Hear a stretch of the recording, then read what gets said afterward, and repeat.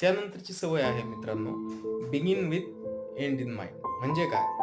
अंतिम ध्येय काय आहे आपलं, हे लक्षात ठेवून त्या गोष्टीमध्ये, त्या चर्चेमध्ये स्वतःला त्यामध्ये काय करा, सहभागी करा. उदाहरणार्थ आपण घर बांधताना घराचा आराखडा तयार करतो. इंग्लिशमध्ये जर सांगायचं झालं, तर आपण आज काय करतो, नकाशा काढतो, घराचा मॅप काढतो. कशासाठी काढतो?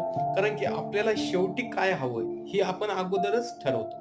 जर आपल्याला माहीत नसेल, की बाबा की कॉलम कुठं घ्यायचे, रूम कशी असावी, बाथरूम कुठं असावं, पटांगण कुठं ठेवायचं, सीडी कुठून घ्यावी, खिडकी कुठं ठेवायची, दरवाजा कुठं ठेवायचा, हे अगोदरच आपण त्या नकाशामध्ये जाणून घेत असतो. त्यामुळंच आपलं घर जे आहे, ते छान पद्धतीनं आपण बांधू शकतो आणि पूर्ण जागा आपण काय करू शकतो, पूर्णपणे युटिलाइज करू शकतो. तसंच प्रत्येक क्षेत्रामध्ये अंतिम ध्येय काय आहे आपलं, हे लक्षात ठेवून त्या क्षेत्रामध्ये त्या गोष्टीची सुरुवात करा. यश